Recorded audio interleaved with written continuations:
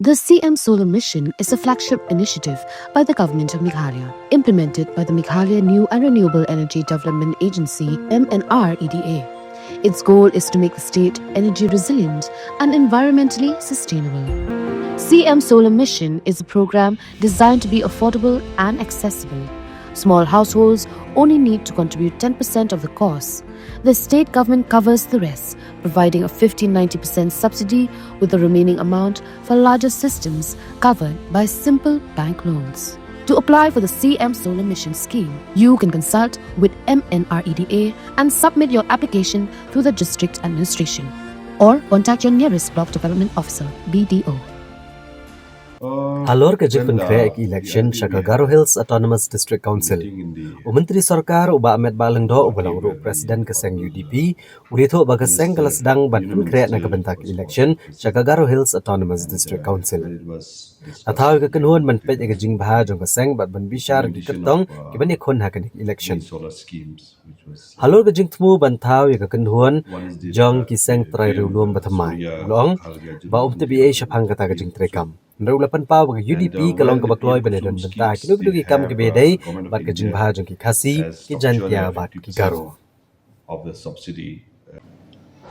No, we have started the exercise already. I have shared with you maybe 3 months back that we had a review as far as the party is concerned with regards to the Garo Hills region, and we have already constituted a body where it is about to look after the entire welfare of the party in the entire Garo Hills region. So we have entrusted that group to identify and the